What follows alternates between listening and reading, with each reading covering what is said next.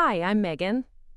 I spent years believing if I just worked harder, if I just proved myself, maybe one day my father would see my worth.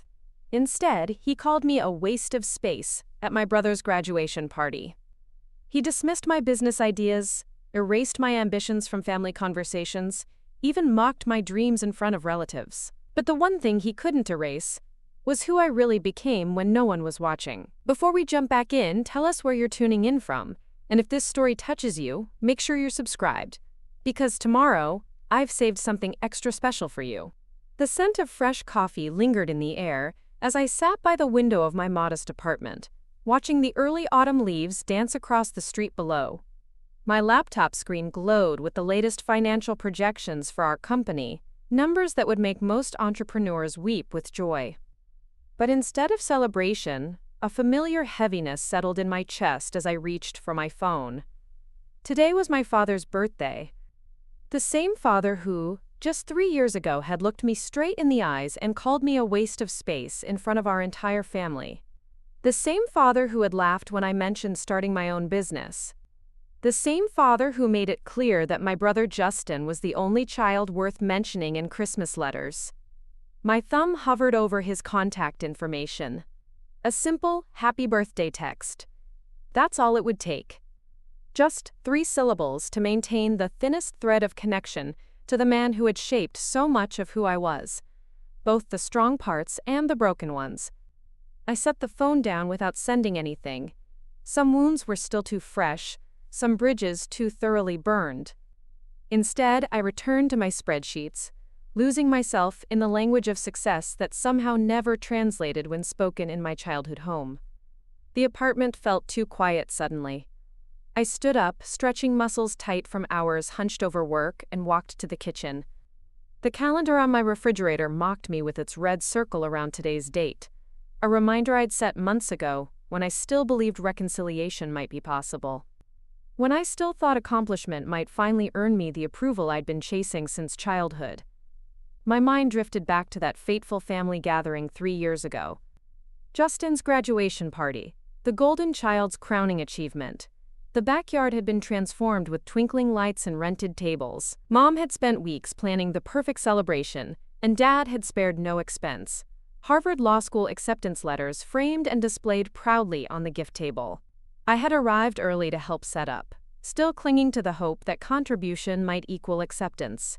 I'd brought a gift I'd saved for months to afford, a vintage law book from the 1800s that I'd tracked down through a collector friend. It had cost nearly 2 months' rent at the time, but I'd been so certain it would finally make Dad notice me. "What's this supposed to be?" He'd asked when I presented it, his voice carrying that familiar edge of dismissal before he'd even opened the carefully wrapped package. "It's for Justin," I'd explained, hope still stubbornly clinging to my voice. "A first edition Blackstone commentary. For his new office someday." He'd grunted, setting it aside without another word. Not a thank you, not a nod of acknowledgement, nothing. Later that evening, as the party reached its peak and the alcohol flowed freely, I'd overheard him talking to Uncle Richard near the bar. "At least one of my kids is making something of themselves," he'd said, voice carrying just enough for me to hear from where I stood frozen by the dessert table. Megan's still playing at those business schemes of hers. 27 and nothing to show for it but debt and excuses. Uncle Richard had glanced my way, uncomfortable. "I thought she was working on some tech startup, renewable energy or something?" Dad had laughed, the sound cutting through the party chatter like a knife. "A waste of space and resources. I told her to get a real job years ago. Some people just don't have what it takes." A waste of space. The words had lodged in my chest like shrapnel. I'd stood there, cheesecake turning to ash in my mouth, as the father I'd spent my entire life trying to please dismiss not just my work but my very existence. I'd left the party shortly after, slipping away without goodbyes. No one had noticed. No one had called to check why I'd disappeared. It was as if I'd never been there at all, a fitting metaphor for my place in the family. The following weeks had passed in a blur of determination and pain. I'd thrown myself into my work with a new intensity, fueled by something darker than ambition. The need to prove him wrong had become a living thing inside me, growing with every late night and early morning at the office. My company, EcoSync Solutions, had been struggling to secure its second round of funding.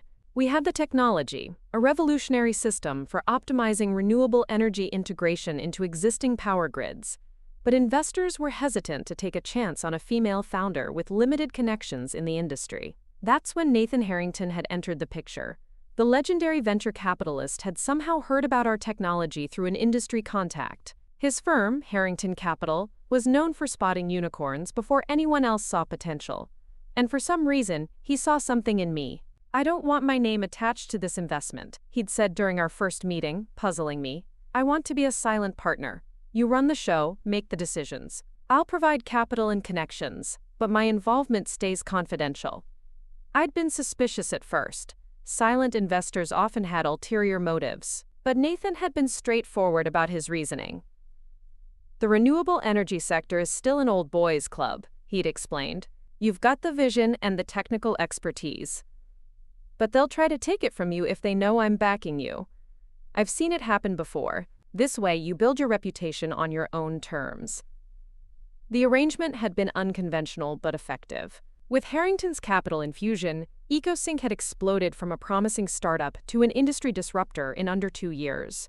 We'd secured contracts with 3 major power companies and were expanding internationally. And through it all, Nathan had kept his word, offering guidance when asked but staying firmly in the background. What neither of us had known when we formed our partnership was the most ironic twist of fate. Nathan Harrington was my father's boss. Dad had been working as a senior account manager at Meridian Financial Group for over a decade, and Meridian had been acquired by Harrington Capital just 6 months after our partnership began. The corporate restructuring had been kept quiet, with most employees unaware that leadership had changed hands. My father had no idea that the daughter he'd dismissed as a waste of space was now business partners with the man who controlled his entire professional future.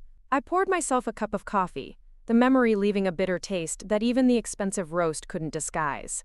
The irony wasn't lost on me. For years, I dreamed of the moment when Dad would finally see me clearly, see my worth, my potential, everything he'd dismissed. Now that moment was potentially within reach, but I found myself hesitating. Preparing and narrating this story took us a lot of time, so if you are enjoying it, subscribe to our channel. It means a lot to us. Now back to the story. What would revealing the truth accomplish? Vindication, satisfaction, or would it just perpetuate the cycle of seeking validation from someone who had never been capable of giving it freely? My phone buzzed, interrupting my thoughts. A text from Rachel, my childhood best friend, and now EcoSync's marketing director. "Are you coming to the office today? Meridian's team will be here at 2 for the contract signing." I froze, coffee cup halfway to my lips. Meridian Financial, the company where my father had built his career, the company that now, through a series of corporate acquisitions, was about to become one of EcoSync's biggest clients. The meeting had been scheduled for weeks, but in the turmoil of end-of-quarter reports, I'd lost track of the date. "We'll be there by noon," I texted back, setting down my cup with hands that suddenly weren't quite steady. I'd known this day was coming, had known that eventually, my carefully separated worlds would collide. Nathan had warned me when the Meridian deal was first proposed. "Your father's company," he'd said, watching me carefully across his minimalist desk. "Are you going to be okay with this?" I'd assured him I would be.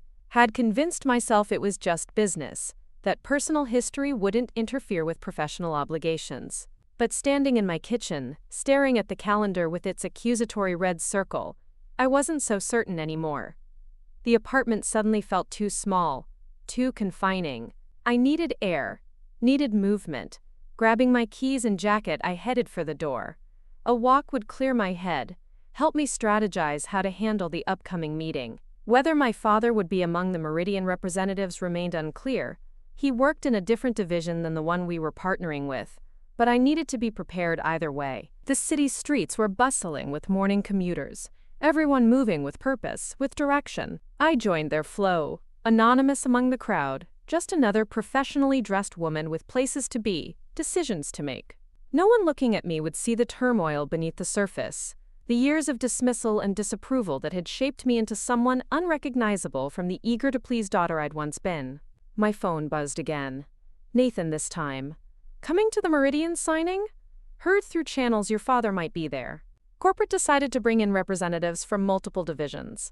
Want me to intervene? My heart rate quickened. So Dad would be there after all, of course. The universe had a perverse sense of timing. No intervention necessary, I texted back after a moment's hesitation. I can handle it. The response came almost immediately. Never doubted it. But I'm there if needed. That was Nathan, always supportive without being overbearing. In the 2 years we'd worked together, he'd become something of a mentor, filling a void I hadn't realized was so empty. He respected my capabilities, challenged me to grow, celebrated my successes without taking credit. Everything my father had never been. I continued walking, letting the rhythm of my steps soothe the anxiety building in my chest. 3 blocks later, I found myself standing outside a small bookshop, the same one where I'd discovered that vintage law book for Justin all those years ago. The symmetry wasn't lost on me. Inside, surrounded by the comforting smell of paper and possibilities, I made a decision. Today wouldn't be about revenge or vindication. It wouldn't be about making my father finally see my worth or rubbing his face in my success. It would simply be about business. About standing in my power without apology or explanation. About being the CEO I'd become, regardless of who was watching. By the time I reached the gleaming glass headquarters of EcoSync Solutions, my company, my creation, I felt centered again. The familiar sight of our logo in the lobby, the nods of respect from employees as I crossed to the elevator, the subtle vibration of purpose that seemed to hum through the building. These were my achievements, earned through persistence and vision, not through anyone else's approval. Rachel was waiting for me when I stepped off the elevator, tablet in hand and concern etched across her features. "You okay?" she asked quietly, falling into step beside me as we moved toward my office. Rachel knew my history, knew what today's meeting might mean beyond its business implications. "I'm fine," I assured her, and was surprised to find it wasn't entirely a lie. "What's our status?" "Conference room is prepped. Legal has reviewed all the final documents. Meridian's team should be arriving in about 2 hours. She hesitated. "Megan, I saw the attendee list. Your father—" "I know," I interrupted gently. "Nathan texted me." Rachel nodded, studying my face. "What do you need from me?" The question was simple but loaded with understanding. Rachel had been there through everything. Had seen the texts from my father that went from dismissive to non-existent. Had witnessed the panic attacks during our early funding rounds when the pressure threatened to break me. Had celebrated with me when our first major contract came through. She knew exactly how much today might cost me emotionally. "Just be your brilliant self," I told her, managing a smile. "This is a business meeting like any other." She didn't look convinced, but nodded anyway. "The team's waiting in the strategy room for final prep." "Oh, and Nathan called. He's coming in person. Said something about wanting to witness history." That was unexpected. Nathan rarely attended contract signings, preferring to remain in the background as we'd agreed. His presence today sent a clear message. He was positioning himself as an ally, ready to step in if needed. The next hour dissolved into a whirlwind of preparation, reviewing contract points, briefing team members, ensuring every detail was perfect. Work had always been my refuge, the place where I felt most competent, most in control. Today was no different. Immersed in the language of business, I could almost forget what waited on the other side of the afternoon. At precisely 1:45, Rachel appeared at my office door. "They're here, in the main conference room." I nodded, gathering my tablet and the leather portfolio Nathan had given me after our first major success. Time to make history, then.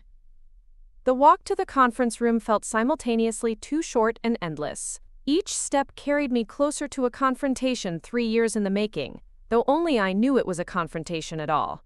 To everyone else, this was simply a lucrative partnership being formalized. I paused outside the glass doors, taking in the scene before entering. The long table was already half filled with suits. Meridian's team on one side, my executives on the other. Nathan stood near the window, engaged in casual conversation with our CFO. And there, seated precisely in the middle of the Meridian delegation, was my father.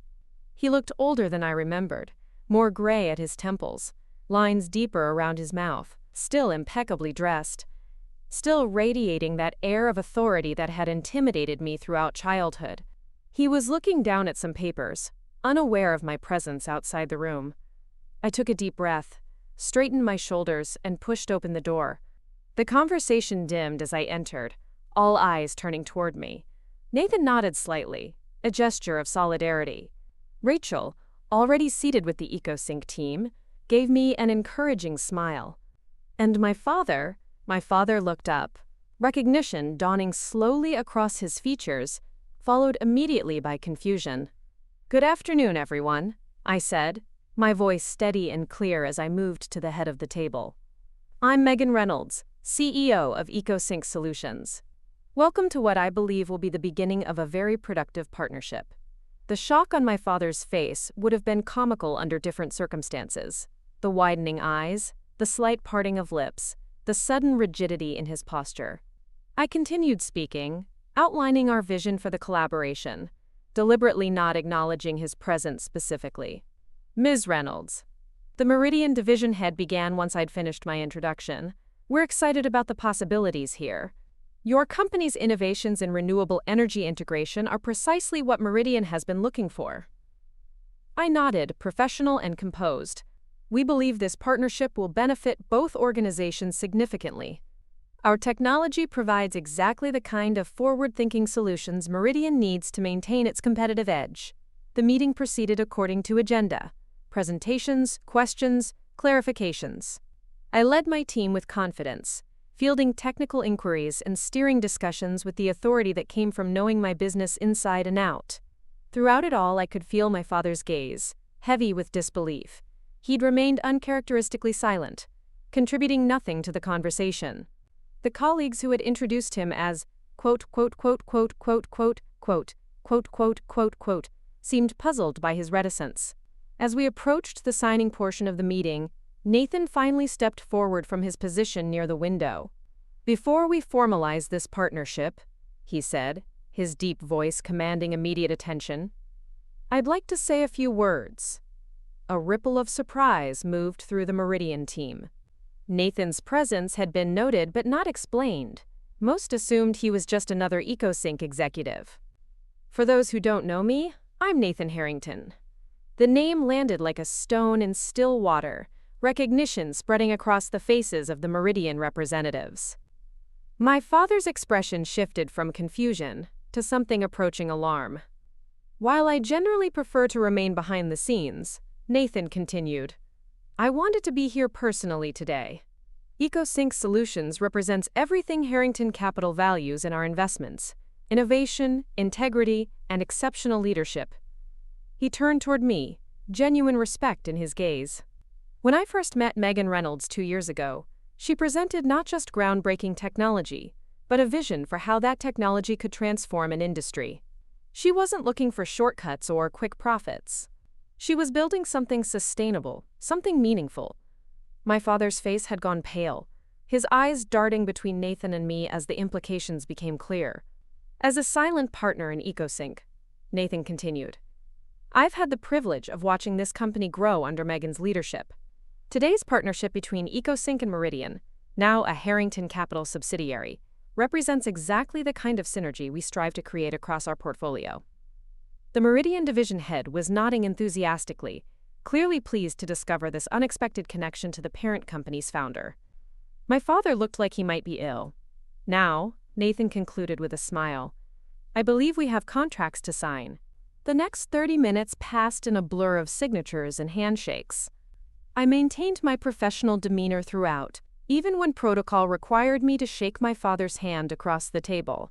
His palm was clammy against mine, his eyes unable to meet my gaze. "Congratulations on the partnership, Mr. Reynolds," I said quietly, just for him to hear. Not gloating, not bitter, simply acknowledging the moment. He nodded jerkily, mumbling something inaudible before quickly withdrawing his hand.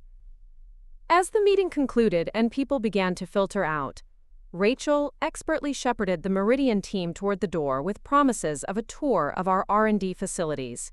Nathan engaged the division head in conversation, strategically creating space around my father, who seemed rooted to his spot at the table, gathering his papers with clumsy movements. I could have walked away then.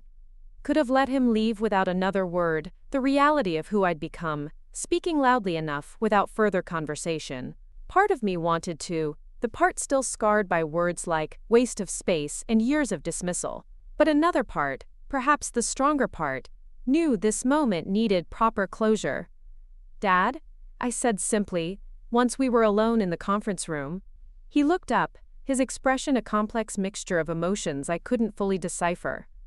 Recognition, shock, perhaps even a hint of something that might have been shame. "Megan," he replied, his voice rougher than I remembered. "I didn't know you were involved with EcoSync." "Involved?" I repeated, allowing myself a small smile. "I founded it. Built it from nothing. I'm the CEO." He nodded slowly, as if still processing this reality. "And Harrington? He's your business partner. I supplied. Silent investor from the beginning." "I see." He straightened his tie, a nervous gesture I remembered from childhood. Something he did when caught off guard.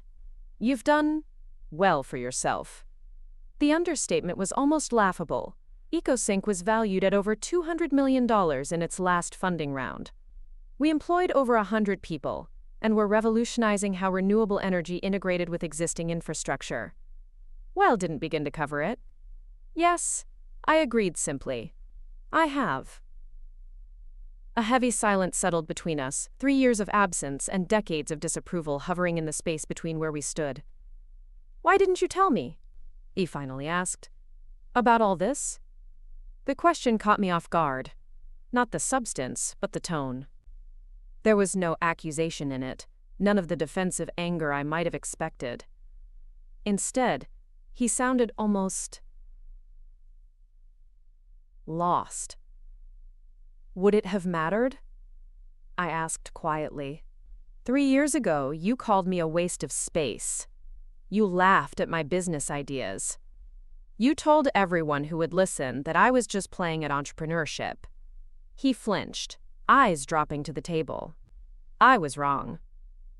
The words were so unexpected, so contrary to everything I knew of my father, that for a moment I wasn't sure I'd heard him correctly. "What?" "I was wrong," he repeated, looking up to meet my gaze directly for the first time. "About you. About what you were capable of." I stood very still, feeling something shift beneath my feet, as if the ground I'd been standing on for years had suddenly changed its composition. "I don't expect forgiveness," he continued, gathering his papers into his briefcase with methodical movements. "What I said to you, about you, was unforgivable. I want you to know that I see it now, what you've built, who you are." He closed the briefcase with a decisive click. "You're remarkable, Megan." And I missed it completely. The words I'd longed to hear for so many years now hung in the air between us, arrived too late to heal the deepest wounds, but perhaps just in time to prevent new ones from forming. "Thank you for saying that," I managed finally. He nodded, picking up his briefcase. "For what it's worth, I'm proud of you. I know that doesn't change anything, doesn't erase what I said before. But it's true." As he turned to leave, something compelled me to speak again. "Dad?" He paused at the door, looking back. "Happy birthday." A small, sad smile touched his lips. "Thank you, Megan." Then he was gone, footsteps receding down the hallway, leaving me alone in the conference room where worlds had collided and perhaps, in some small way, begun to heal. Nathan found me there 10 minutes later, still standing where my father had left me. "You okay?" he asked, echoing Rachel's earlier question. I considered this carefully. "I don't know yet," I answered honestly. "But I think I will be." He nodded, understanding in his eyes. "For what it's worth, you were magnificent today, not just with the contract, with everything." He said he was proud of me. I said, The words still strange on my tongue. Nathan studied me for a moment. Does that matter to you? After everything? It was the question I'd been asking myself since my father walked out the door. Did his approval still hold power?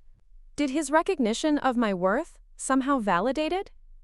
It matters less than I thought it would, I realized aloud. There was a time when those words would have meant everything. Now they're just words. Nice to hear, but not necessary. That, Nathan said with a slow smile, is what real success looks like. He was right. The true victory wasn't in proving my father wrong or making him finally see my value. It was in no longer needing him to. In building something meaningful regardless of his approval. In becoming someone who stood firmly in her own power, validated by her own achievements rather than someone else's recognition of them. I gathered my things from the conference table, ready to return to the work that had saved me, the company that had become my true legacy. We've got that call with the Tokyo team in 20 minutes, I reminded Nathan as we headed for the door. Back to business, he agreed. As we walked down the hallway toward my office, I felt lighter somehow, not because my father had finally acknowledged my worth, but because I had fully claimed it for myself. The waste of space had created something extraordinary, and regardless of who saw it or acknowledged it, that truth would stand on its own. Tomorrow would bring new challenges, new opportunities, new mountains to climb. And I would face them not as someone's daughter seeking approval, but simply as myself, Megan Reynolds, founder and CEO, author of her own story. The weight of my father's unexpected apology lingered like smoke in the air for days afterward. I moved through my routines, early mornings at the gym, long hours at the office, late nights reviewing contracts, with a strange sense of disconnection, as if watching myself from a distance. The words I'd longed to hear for decades had finally been spoken, yet they hadn't transformed me the way I once imagined they would. Rachel noticed it first, cornering me in the office kitchen on Thursday morning as I mechanically filled my coffee mug. "You're somewhere else today," she observed, leaning against the counter. "Still processing the Meridian meeting?" I stirred my coffee slowly, watching the cream create spiral galaxies against the dark liquid. "He said he was proud of me." Rachel's eyebrows lifted. "Your father? Wow." She studied my face carefully. "That's good, right?" "I thought it would feel different," I admitted, the realization crystallizing as I spoke. I spent my whole life chasing those words, and now that I have them, they feel like... I searched for the right comparison. "Like getting a trophy for a race you've already moved on from?" Rachel suggested. I looked up, surprised by the accuracy of her analogy. "Exactly that." She smiled, a mix of understanding and relief in her expression. "That's growth, Megan. His opinion isn't the metric anymore." Later that afternoon, as I reviewed the quarterly projections with our financial team, my phone buzzed with a text from an unfamiliar number. I almost ignored it until I glimpsed the preview. "Megan, it's Dad. Got your number from directory. Can we talk?" The meeting suddenly felt very far away, the financial director's voice fading to background noise as I stared at those simple words. After decades of chasing his approval and 3 years of complete silence, now he wanted to talk. The irony wasn't lost on me. "Ms. Reynolds?" The financial director's voice broke through my thoughts. "Your thoughts on the Asia-Pacific expansion timeline?" I refocused, sliding the phone face down on the table. "The timeline looks ambitious but achievable. Let's review the resource allocation to make sure we're not stretching the development team too thin." The meeting continued, but my mind kept circling back to the text. What could he possibly want to say that he hadn't already said in that conference room? More importantly, did I want to hear it? By evening, I still hadn't replied. Instead, I found myself driving to the one place that had always brought clarity, the small public garden overlooking the bay, where I'd first sketched the initial designs for EcoSync's grid integration system. The sunset painted the water in shades of amber and gold, as I claimed my usual bench, the worn wood familiar beneath my fingertips. When my phone rang, I wasn't entirely surprised to see Nathan's name on the screen. "Heard about the Asia-Pacific projections?" he said when I answered. Impressive numbers. We're still working through the logistics, I replied, watching a sailboat drift across the horizon. But the potential is significant. A moment of comfortable silence passed before he spoke again. That's not why I called. I know. Nathan had an uncanny ability to sense when something was off-kilter in my world. Your father reached out to me this morning, he said carefully. Asked to meet for lunch. That was unexpected. What did he want? To talk about you, mainly. Asked a lot of questions about how we became partners, how EcoSync started. Nathan's voice held a note of curiosity. He seemed genuinely interested in understanding the journey. I absorbed this information, trying to make sense of this new version of my father, one who admitted mistakes and sought to understand rather than dismiss. He's trying, Megan, Nathan added gently, for what that's worth. I'm not sure what he wants from me, I admitted, watching the last rays of sunlight disappear beneath the horizon. Maybe just a chance, Nathan suggested. But that's entirely your decision. You don't owe him anything. After we hung up, I sat in the growing darkness, letting the evening breeze carry away the tangled threads of my thoughts. The garden had emptied as night fell, leaving me alone with the distant sound of waves and the persistent question, was I ready to open a door I'd so definitively closed 3 years ago? My phone glowed in the darkness as I finally typed a response to my father's text. Coffee. Tomorrow, 8 a.m. at Harborview Cafe. The reply came almost immediately. I'll be there. Thank you. I slipped the phone back into my pocket, uncertain whether I'd just made a wise decision or a terrible mistake. Either way, it was made. The next morning dawned clear and cool, the kind of crisp autumn day that seemed designed for new beginnings. I arrived at the cafe 20 minutes early, choosing a table in the corner with a view of both the entrance and the harbor beyond. The familiar ritual of my first coffee of the day, black, no sugar, helped steady my nerves. At precisely 7:58, my father walked through the door. He scanned the room, spotted me, and approached with an uncharacteristic hesitancy in his step. Gone was the commanding presence that had dominated boardrooms and family dinners alike. In its place was someone more tentative, more human. Megan, he said, standing awkwardly beside the empty chair across from me. Thank you for meeting me. I gestured for him to sit, studying him with new eyes. In the harsh morning light, the changes in him were more apparent than they had been in the conference room. The deeper lines around his eyes, the slight stoop to shoulders that had once seemed immovably straight, the way his hands fidgeted slightly with his car keys before he set them on the table. Would you like some coffee? I asked, defaulting to the politeness that had always governed our interactions. Please? He nodded, and I signaled to the barista for a second cup.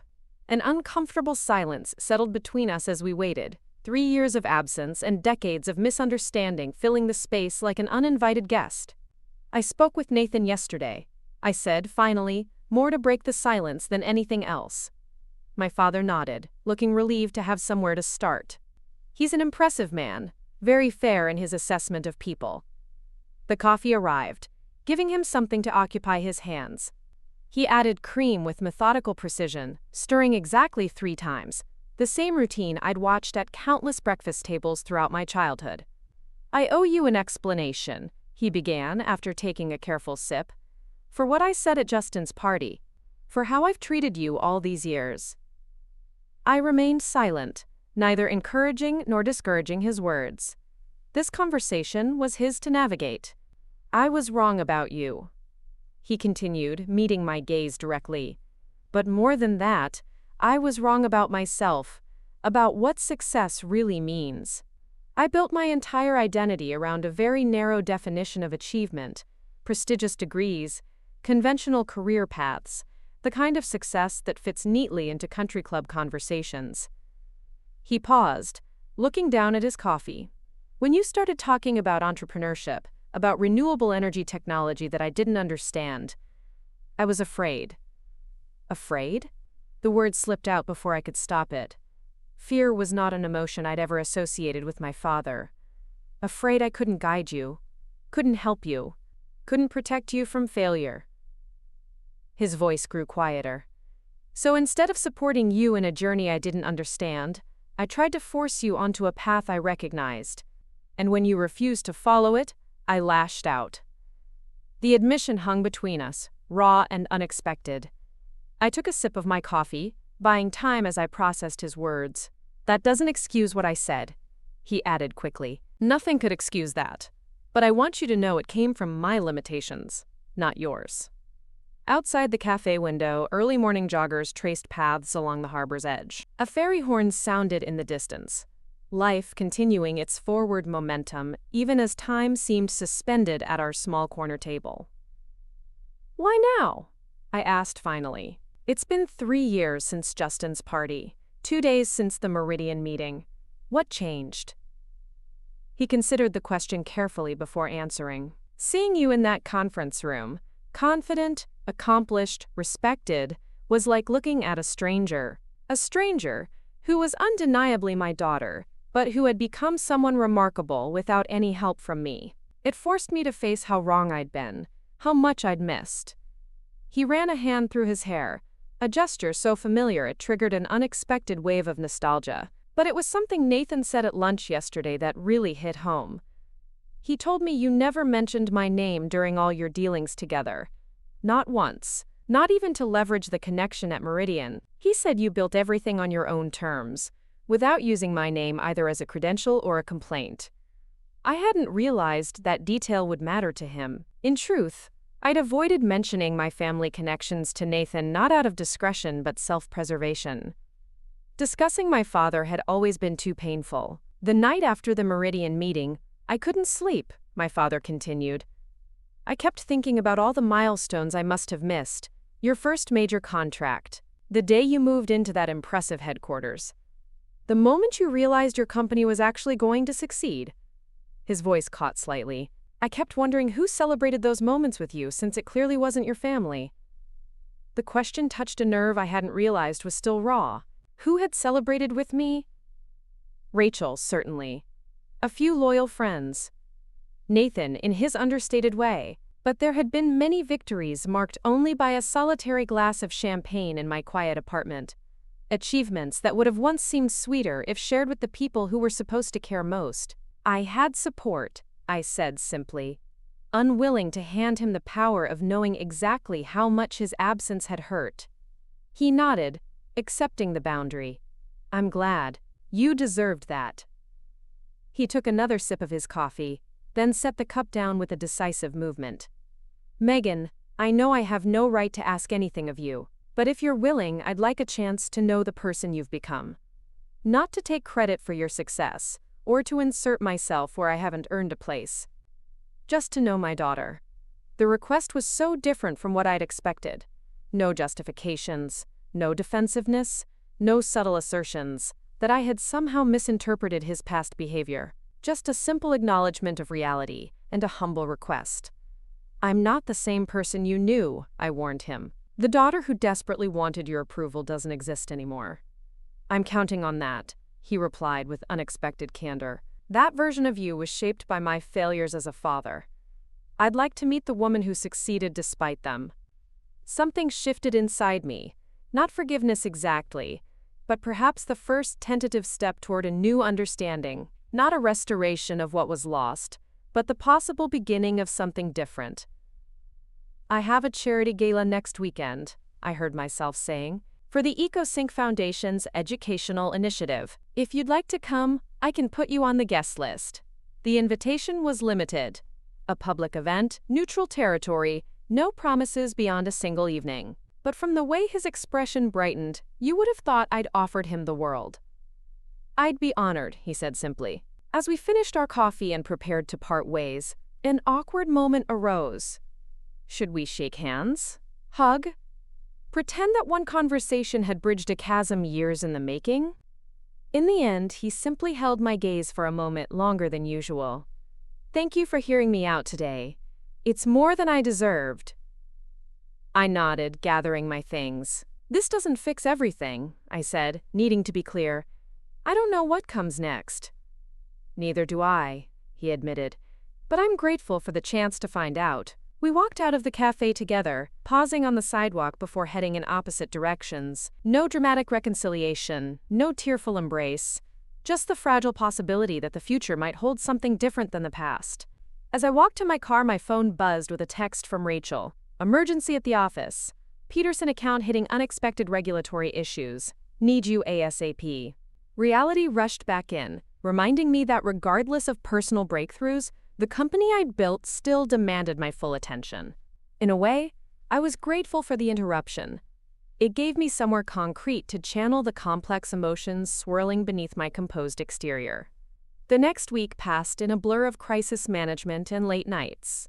The Peterson regulatory issues expanded into complications with 3 other accounts, creating a domino effect that required all hands on deck. By Friday evening, we'd managed to stabilize the situation, but exhaustion had settled into my bones like a physical weight. You need to go home, Rachel insisted, finding me still at my desk well past 9. The gala is tomorrow night, and you look like you haven't slept in days. I haven't, I admitted, rubbing my eyes. Not really. She perched on the edge of my desk, concern evident in her expression. Is it just work, or is something else keeping you up? I sighed, leaning back in my chair. My father's coming tomorrow night. Rachel's eyebrows shot up. To the gala? Wow, that's unexpected. I invited him, I said, still somewhat surprised by my own decision. After we had coffee last week. How do you feel about seeing him again? It was the question I'd been avoiding all week, burying it beneath urgent emails and crisis meetings. Conflicted, I admitted finally. Part of me thinks I'm setting myself up for disappointment again. The other part wonders if people can actually change. Rachel considered this thoughtfully. Maybe the question isn't whether he's changed, but whether you have. What do you mean? The old Megan defined herself by her father's approval or lack thereof, she explained gently. The new Megan stands on her own foundation. That gives you the freedom to decide what kind of relationship you want, if any, without your entire self-worth hanging in the balance. As usual, Rachel's insight cut straight to the heart of the matter. I wasn't the same person who had left Justin's graduation party 3 years ago, heart-shattered by careless words. I was stronger now, more secure in my own value.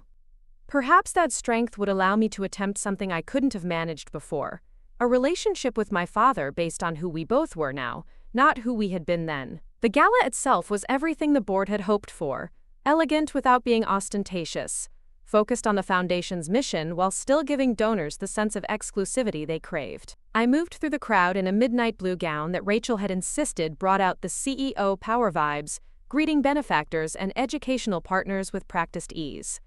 Nathan found me near the silent auction display, champagne flute in hand.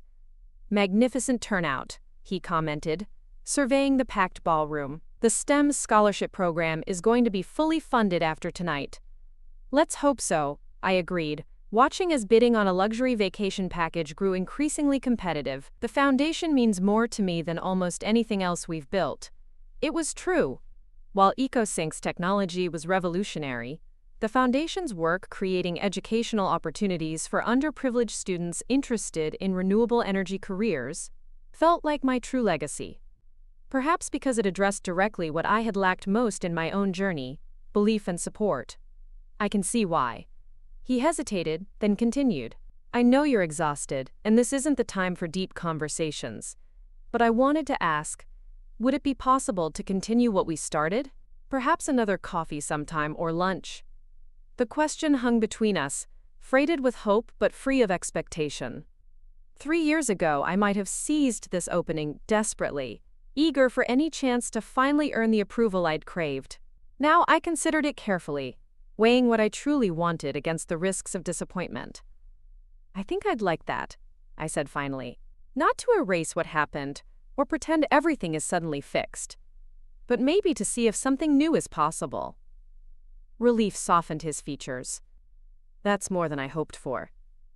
As we walked together toward the exit, the vast ballroom now empty except for cleanup staff, I realized something had shifted fundamentally within me. The wound my father's words had inflicted 3 years ago, waste of space, no longer defined me. Not because he had taken them back, but because I had moved beyond needing his definition at all. I had built a life that spoke for itself, created value that no one could dismiss, found purpose that didn't depend on anyone else's validation, and perhaps that hard-won independence was precisely what made it possible to consider letting him back in, not as the all-powerful arbiter of my worth, but simply as a father getting to know his daughter for who she truly was. As we reached the lobby, Nathan appeared with my coat. "Car's waiting whenever you're ready," he said, then nodded respectfully to my father. "Mr. Reynolds, good to see you again. I hope we'll have the chance to continue our conversation about the rural initiatives sometime." "I'd like that," my father replied, the formality of his posture softening slightly. After Nathan stepped away, an awkward moment hung between us, the familiar end-of-evening uncertainty about proper goodbyes. This time, however, my father made the first move. "I'm proud of you, Megan," he said quietly. "Not because of your success or status or what you've achieved. I'm proud of who you are. Your vision, your determination, your heart. I was too blind to see it before, and that was my greatest failure." 3 years ago, those words would have healed a lifetime of hurt. Now they simply affirmed what I already knew to be true. I didn't need his pride to validate my worth anymore. But there was something healing in hearing it freely given, without my having to beg or prove or perform for it. "Thank you," I said simply. Then, after a moment's hesitation, I offered a small olive branch of my own. "I'll call you next week about that lunch." He nodded, a cautious hope lighting his eyes. "I'd like that very much." As I watched him walk away toward the parking garage, I felt neither the desperate longing of the daughter I'd once been, nor the cold indifference I'd cultivated in self-defense. Instead, I felt something new. The quiet possibility that the future might hold a relationship built on mutual respect, rather than dependence and disappointment. Some wounds never fully heal, and some words can never be truly unsaid. My father had called me a waste of space, and that moment would always be part of our shared history. But perhaps our story didn't have to end there. Perhaps we could write a different chapter, not by erasing the past, but by choosing a better way forward.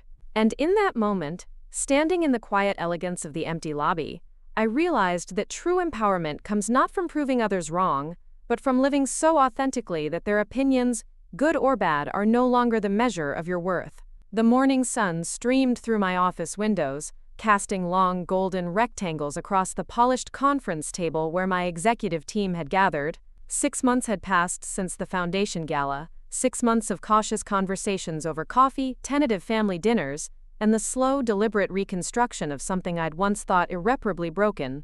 "The Osaka contract is officially signed," Rachel announced, sliding tablets with the finalized agreement toward each team member. "They want to implement the grid integration system across 3 prefectures by end of next year." A distant expression crossed his face, memory pulling him backward. "I wanted to be an architect," he said finally. Designing sustainable buildings before that was even a concept with a name. I was fascinated by the idea of creating spaces that worked with nature instead of against it. This revelation landed like a thunderclap. All these years, all these battles over my interest in renewable energy, and he'd once harbored similar passions? "What happened?" I asked, genuinely curious now. He shrugged, a complex mixture of resignation and old regret in the gesture. "Reality, my father, your grandfather, made it clear that wasn't a practical path. There was a family connection at the bank, a guaranteed position, security over passion." A rueful smile. "Sound familiar?" The parallel was impossible to miss. He had done to me exactly what had been done to him, tried to force me into a practical path at the expense of my true interests. The cycle of generational patterns laid bare in the harsh light of retrospect. "That's why the Foundation's work means so much to me," he continued. "Those scholarships, the mentoring program, they're giving young people the support to pursue paths I was afraid to follow myself. The support I failed to give you." We stood there on the sunlit sidewalk, 2 people connected by blood and history, but also by something we'd never acknowledged, shared dreams, separated by time and courage. "It's not too late, you know," I said impulsively, "to engage with those interests again." He laughed softly, shaking his head. "I'm a bit old to start a new career." "Not as a career, as a passion.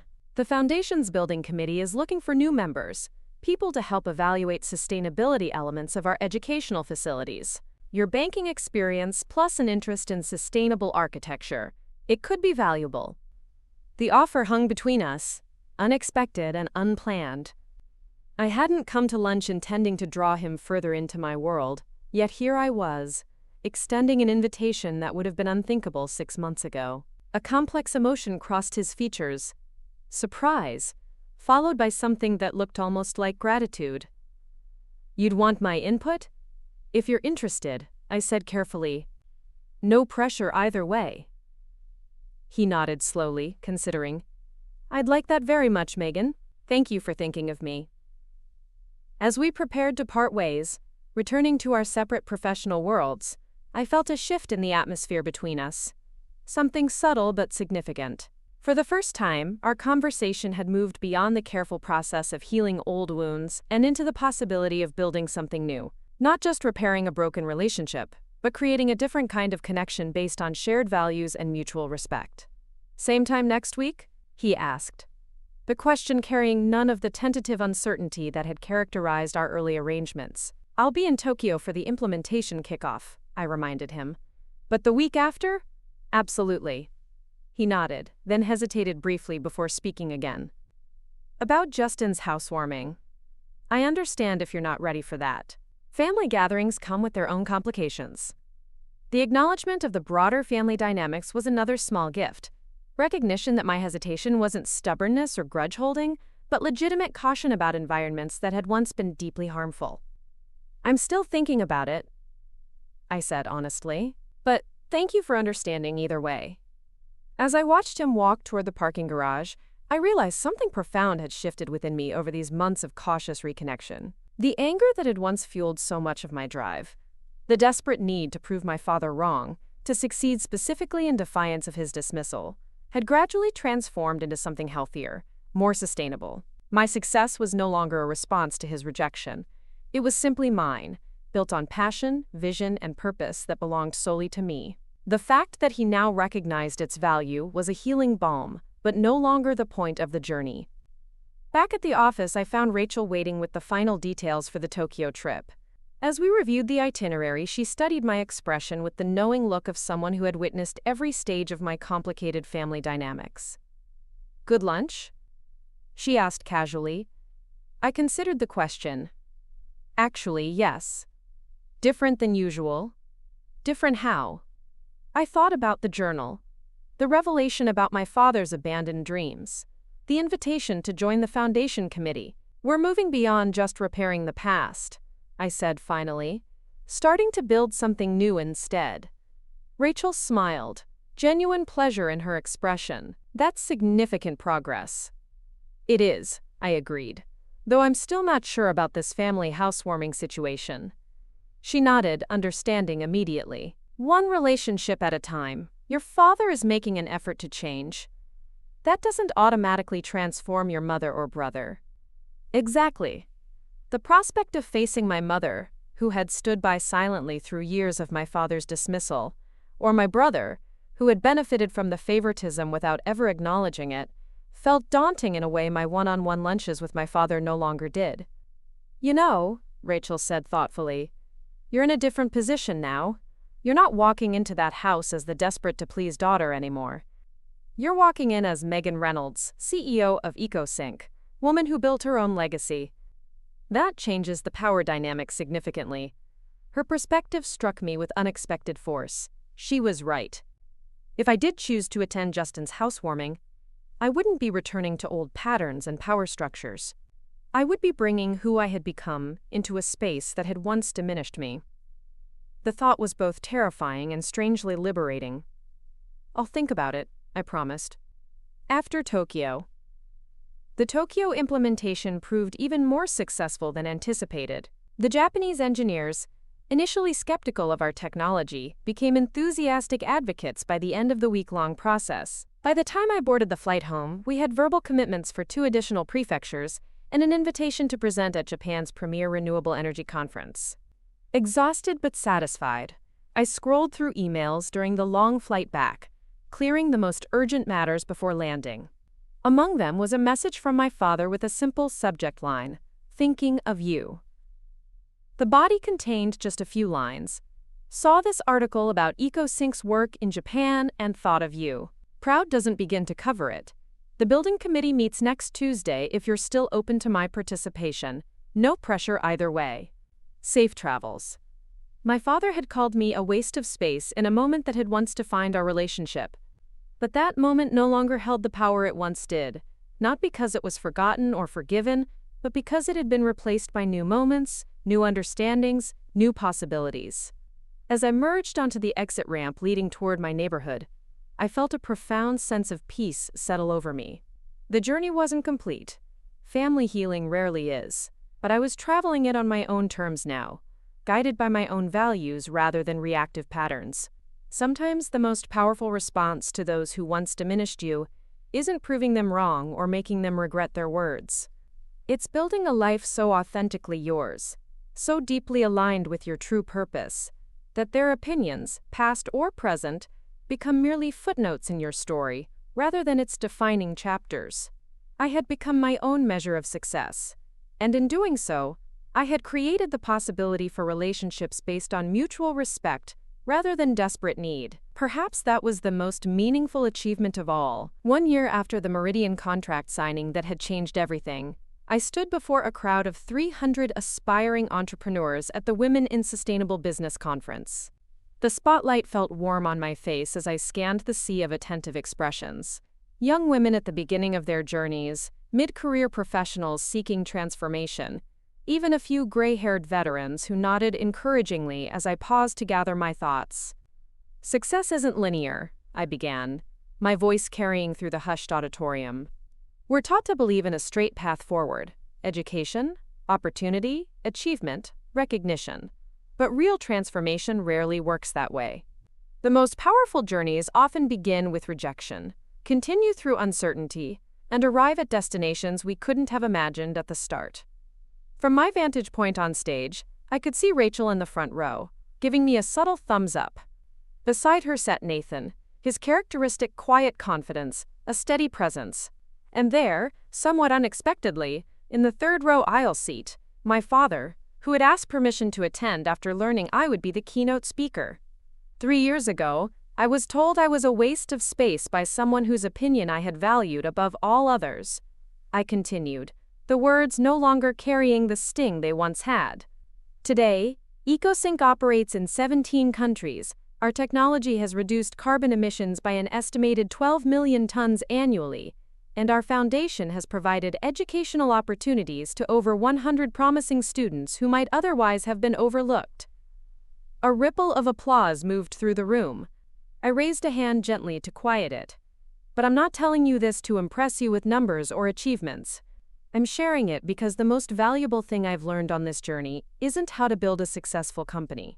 It's how to build a meaningful life, one where your worth isn't determined by others' perceptions but by alignment with your own deepest values. As I spoke, I caught my father's eye briefly. He nodded slightly, a gesture of acknowledgement rather than approval, understanding the reference without taking it personally. This, too, marked how far we had come. The critics and doubters in your life, even those who love you, can only see as far as their own limitations allow. I continued. Their dismissal of your dreams says more about their fears than your potential. But here's the crucial part. Recognizing this truth isn't enough. You must actively decide not to make their limitations your own. The audience leaned forward, many nodding in recognition. This was the heart of what I had come to share. Not just a success story, but a liberation story. Not just how to prove others wrong, but how to live right for yourself.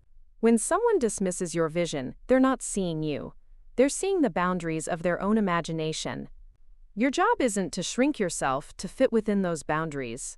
It's to build something so authentic and powerful that it expands everyone's sense of what's possible. For the next 40 minutes, I shared the EcoSync journey, the technical challenges, the funding obstacles, the market resistance. But I also wove in the personal transformation that had happened alongside the professional one, how freedom from seeking external validation had ultimately made me a more effective leader, a more authentic person, and ironically, had created the possibility for healing relationships I'd once thought permanently broken. As the presentation concluded and thunderous applause filled the auditorium, I felt a peculiar sense of completion. Not because the journey was over. EcoSync continued growing, the foundation expanding, personal relationships evolving, but because in articulating these lessons for others, I had fully claimed them for myself. The reception afterward buzzed with energy as attendees approached with questions, business cards, and personal stories that echoed elements of my own. I moved through the crowd, engaging genuinely with each person, no longer the insecure daughter seeking approval but a woman firmly anchored in her own authority. That was quite something, my father said when he finally made his way to my side, his expression a mixture of pride and something more complex, perhaps a recognition of how much he had missed by failing to see me clearly for so many years. "Thank you for coming," I replied, meaning it sincerely. "I know industry conferences aren't usually your scene." He smiled slightly. "I'm expanding my horizons these days." He paused, glancing around at the energetic crowd. "These young women, they're fortunate to have your example. To see what's possible when you refuse to accept other people's limitations as your own." The observation struck me, not because it was flattering, but because it represented such a profound shift in perspective from the man who had once been the primary source of those limitations in my own life. "That's a generous thing to say," I acknowledged. He shook his head. "Not generous, just true." He hesitated, then added, "I was wondering if you might be free for dinner tonight. Your mother's in town, too. She's visiting her sister. Thought it might be nice, the three of us." A year ago, such an invitation would have triggered immediate anxiety. The prospect of facing both parents simultaneously, navigating the complex dynamics without the buffer of extended family or the structure of a public gathering. Now, I considered it thoughtfully. "I'd like that," I decided. "There's a good place near my apartment. Farm to table. Great atmosphere for conversation." His genuine smile confirmed I'd made the right choice. "Perfect. I'll let your mother know." As he moved away to make a call, Rachel approached, champagne flute in hand. "Powerful speech," she said, offering the glass. "You had them hanging on every word." I accepted the champagne gratefully. It felt different this time, more personal than our usual industry presentations. "Because it was," she observed.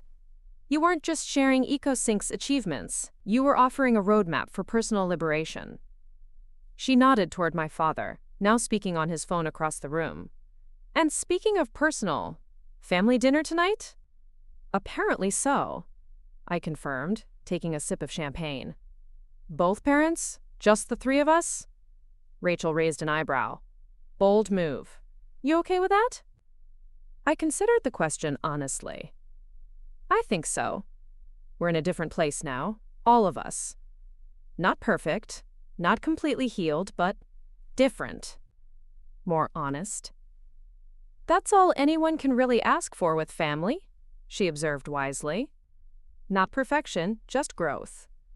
Later that evening, seated at a quiet corner table with both parents, I was struck by how much had changed in a single year. My mother, initially hesitant and overly careful with her words, gradually relaxed as the meal progressed. My father, once domineering in any family gathering, now created space for others to speak, listening with genuine interest rather than waiting for his turn. The Foundation Committee approved the new design for the Houston Educational Center yesterday, he mentioned as dessert arrived.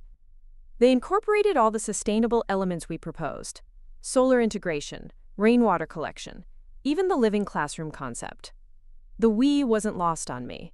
Over the past year, my father had become deeply involved with the Foundation's building initiatives, channeling his long-buried architectural interests into meaningful contribution. What had begun as a tentative invitation to join a committee had evolved into a genuine passion project that now occupied most of his free time. "That's wonderful news," my mother said, her enthusiasm genuine. "Will you be going to Houston for the groundbreaking?" "If the timing works with Megan's schedule," he replied, glancing my way. "It's her foundation, after all. The deference was another marker of how our relationship had evolved. No assumption of control, no imposition of his preferences, simply respect for boundaries and roles. Mid-October should work, I confirmed. The Tokyo expansion will be complete by then, and the board meeting isn't until November. My mother smiled, watching our exchange. It's remarkable seeing you two work together like this. If someone had told me a year ago. She left the thought unfinished, but we all understood its completion. A year ago, reconciliation had seemed impossible. A year ago, the wounds had appeared too deep, the patterns too entrenched for meaningful change. Speaking of remarkable, my father said, shifting the conversation smoothly, your speech today was extraordinary, Megan. Not just the content, though that was powerful, but the way you connected with that audience. They recognized something authentic in you. Coming from the man who had once dismissed my ideas as worthless schemes, the observation carried particular weight, not because I still needed his approval, that desperate hunger had long since been replaced by solid self-knowledge, but because it represented how completely his perception had transformed. It's easier to be authentic when you're no longer trying to prove your worth, I replied simply. My mother reached across the table, briefly touching my hand, a gesture so uncharacteristic that it momentarily startled me. I wish I had understood sooner what you were going through, she said quietly.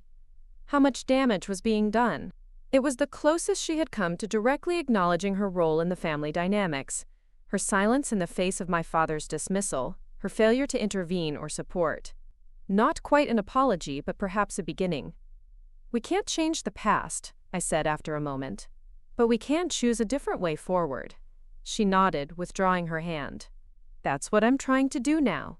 It's not always clear how, but I'm trying. The admission held its own kind of courage, the humility to acknowledge limitation, the willingness to continue despite uncertainty. Perhaps that was all any of us could really offer.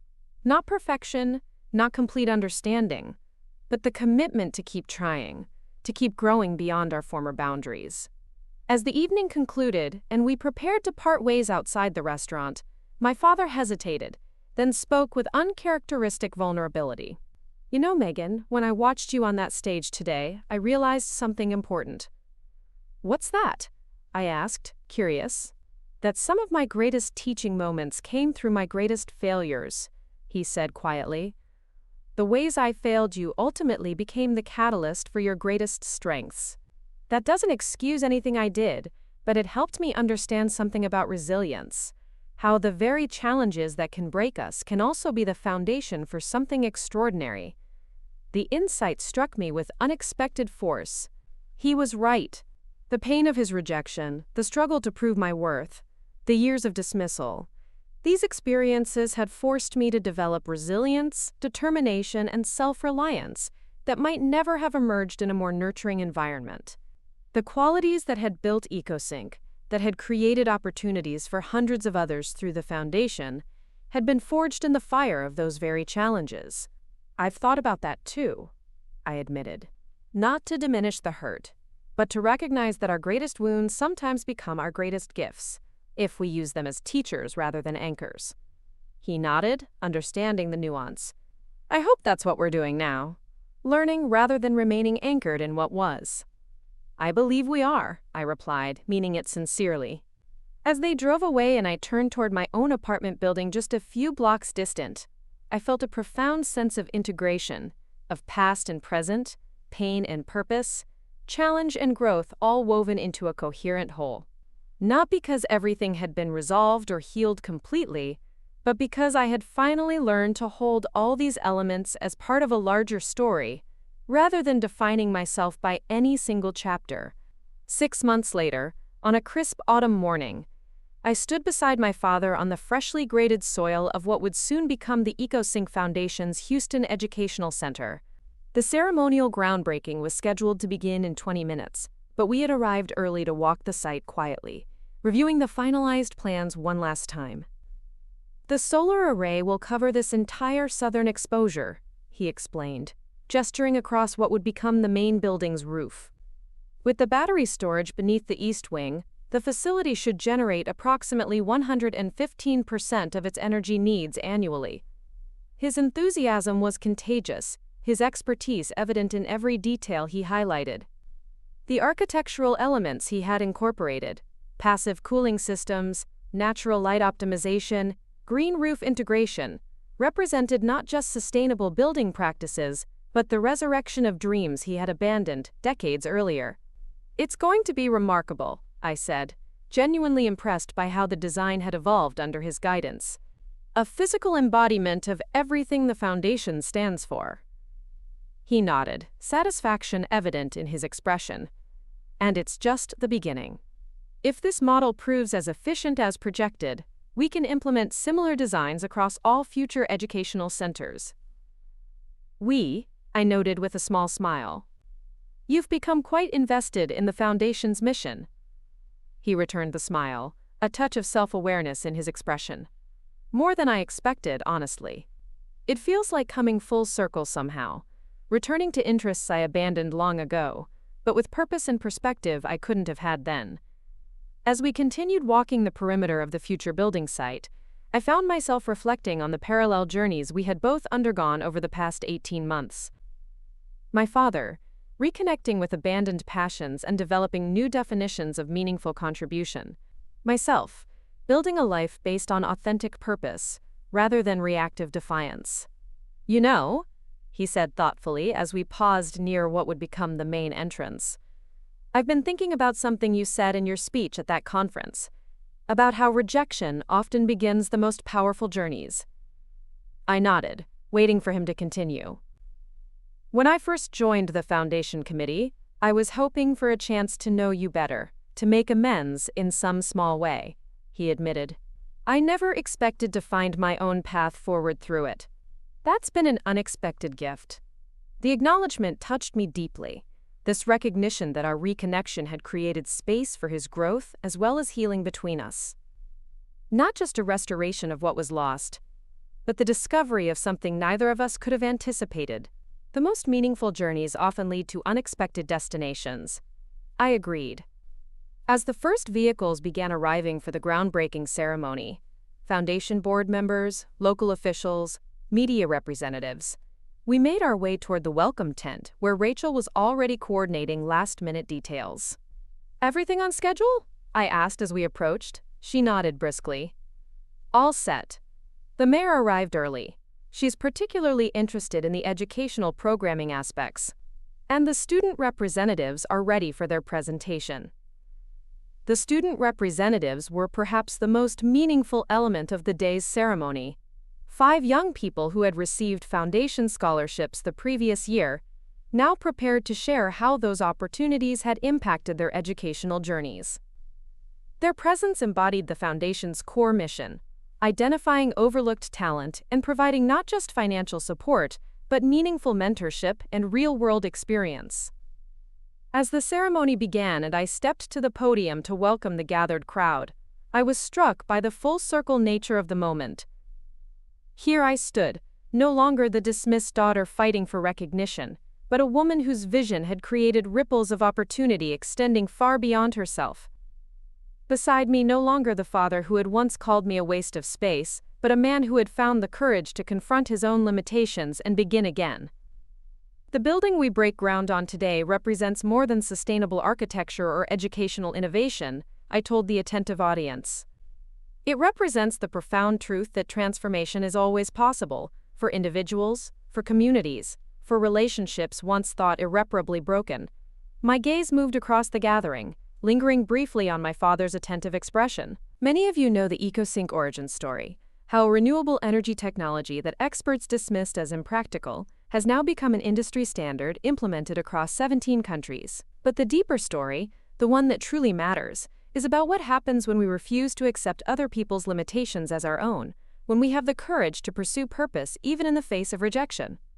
As I continued speaking, outlining the center's mission and the Foundation's broader goals, I felt a profound sense of alignment, external achievement, finally fully integrated with internal purpose. The drive that had once been fueled by the need to prove my worth had transformed into something purer, more sustainable, the desire to create meaningful impact aligned with my deepest values. The students' presentations that followed moved many in the audience to tears, particularly the story of Maria Rodriguez, whose interest in renewable energy had been dismissed by teachers until a foundation mentor recognized her exceptional talent for systems thinking. Now in her second year of engineering studies, she spoke with passionate conviction about her plans to develop solar applications for low-income communities. "People told me I was reaching too high," she said, her voice clear and confident. "That girls from my neighborhood don't become engineers." The foundation was the first place where someone said, "Yes, you can. And we'll help you get there." Her words echoed across the gathering, a powerful reminder of how a single yes can counterbalance a lifetime of no, how belief in someone's potential can become the foundation upon which they build their future. I glanced at my father and found him watching Maria with rapt attention, perhaps recognizing parallels to another young woman whose potential he had once failed to see. After the ceremonial turning of soil and the concluding remarks, attendees gathered under the welcome tent for refreshments and conversation. I moved through the crowd, engaging with board members, donors, and community representatives, when Nathan appeared at my elbow. "Impressive event," he commented, surveying the animated gathering. The student presentations were particularly powerful. "They're what makes all of this worthwhile," I agreed, seeing their confidence, their sense of possibility. "You created that," he observed quietly, "not just the scholarships or the educational programs, but the entire ethos. This belief that talent and potential exist everywhere, just waiting for someone to recognize and nurture them." The observation struck me with unexpected force. Perhaps because it highlighted how completely my own journey had transformed. From seeking validation to creating spaces where others didn't have to fight for recognition the way I had. "It's what I wished for myself," I admitted. "What every young person deserves, to be seen for their potential rather than judged by someone else's limited perspective." Nathan nodded, understanding the deeper resonance. "Full circle," he said simply. As the event wound down and attendees began departing, I found myself standing with my father at the edge of the building site, watching the sunset paint the Houston skyline in shades of amber and gold. The ceremonial hard hats and shovels had been packed away, the media representatives had captured their footage, but we lingered, both seemingly reluctant to conclude this significant day. "I was thinking about something on the flight here," he said after a comfortable silence. "About that night at Justin's graduation party, when I said those terrible words to you." I tensed slightly, uncertain where this was leading. We had discussed that night before, had acknowledged its damage, had moved toward healing. Why revisit it now? "Not to reopen old wounds," he clarified, sensing my hesitation. "But because I realized something important." He gestured toward the staked outlines of the future building. "That night, I called you a waste of space, the cruelest, most dismissive thing a father could say to his child. And now, 18 months later, I'm standing on ground that will become a building you envisioned, that will create space for hundreds of young people to discover their potential." He turned to face me directly, his expression open and sincere. "You didn't just prove me wrong, Megan. You transformed the very concept of what space can be used for, how it can nurture rather than diminish, how it can expand possibility rather than constrain it." The observation brought unexpected tears to my eyes, not from pain, but from recognition of the profound journey we had both traveled. From waste of space to creator of spaces that nurtured potential. From dismissive father to humble collaborator. From broken relationship to something new and honest and fundamentally different. "Thank you for saying that," I said simply. He nodded, understanding the depth beneath those simple words. "Thank you for showing me a different way to be, as a father, as a contributor, as a human being. I'm still learning, still making mistakes, but I'm grateful for the chance to keep trying." As we walked back toward the parking area where Rachel was coordinating the final departure of foundation staff, I felt a sense of completion that had nothing to do with perfect resolution or fairy tale reconciliation. The past remained the past, its wounds acknowledged rather than erased, its lessons integrated rather than denied. But the future stretched before us with new possibility, shaped by choice rather than reaction, by purpose rather than pain. 3 days later, back in my office overlooking the city skyline, I received an unexpected delivery, a small, carefully wrapped package with a note in my father's distinctive handwriting. Found this while going through old files. Thought you might appreciate having it. With admiration for the remarkable person you've become, Dad. Inside was a framed photograph I had never seen before. Myself at perhaps 7 years old, intently focused on assembling what appeared to be a small, solar-powered toy car, expression alight with curiosity and determination. On the back, in faded ink, my father had written, "Megan's first engineering project, 1996. Already showing signs of exceptional focus. The image struck me with unexpected force. This evidence that even in the midst of years of dismissal and misunderstanding, moments of recognition had existed. Small seeds of acknowledgement that had somehow been overshadowed by louder voices of doubt and disapproval. I placed the photograph on my desk, not as a symbol of what might have been had that early recognition flourished, but as a reminder of the complex, imperfect nature of human relationships, how moments of seeing and blindness, connection and misunderstanding, all weave together in the tapestry of our shared lives. My father hadn't become a perfect parent, and I hadn't completely healed from years of seeking validation that never came, but we had both found the courage to step beyond our established patterns, to seek understanding rather than righteousness, to build something new from the ashes of what had been lost. As I turned back to my work, reviewing plans for the next foundation initiative, preparing for the quarterly board meeting, considering the strategic expansion into European markets, I felt a profound sense of integration. The drive that had once been fueled by defiance, by the desperate need to prove my worth, had transformed into something deeper and more sustainable, the desire to create meaningful impact aligned with authentic purpose. The journey hadn't been linear, hadn't followed any predictable path from rejection to vindication. It had been messier, more complex, more profoundly human, full of unexpected turns, painful recognitions, and surprising moments of grace. But standing now on the solid ground of self-knowledge, surrounded by the tangible evidence of dreams realized, I understood a truth that had eluded me during those years of desperate striving. Our greatest power never comes from proving others wrong. It comes from living so authentically aligned with our own deepest values that external validation, whether given or withheld, loses its hold over our sense of worth. My father had called me a waste of space, and for years those words had defined my relationship with him, with my family, perhaps even with myself. But in the alchemy of resilience, those very words had become the catalyst for creating spaces where others would never have to fight for recognition the way I had, where potential would be nurtured rather than dismissed, where possibility would be expanded rather than constrained. And in that transformation lay the most powerful victory of all, not the triumph of proving someone wrong, but the freedom of reclaiming the authority to define your own value, to chart your own course, to build something meaningful that extends far beyond the limitations others once tried to impose. It wasn't about forgetting the wounds or pretending they had never existed. It was about refusing to let them define the future, about choosing to move forward with clear eyes and open heart, neither trapped in bitterness nor bound by desperate need for approval. As the day progressed and I moved through my responsibilities with quiet confidence, I realized that this was perhaps the most valuable lesson of my journey, that true empowerment comes not from external validation, but from internal alignment, from building a life so authentically yours that no one else's opinion, good or bad, can shake your sense of purpose. It's a truth I now share whenever I speak with the Foundation's scholarship recipients, with aspiring entrepreneurs, with anyone facing the paralysis of others, low expectations. The people who dismiss your dreams can only see as far as their own limitations allow.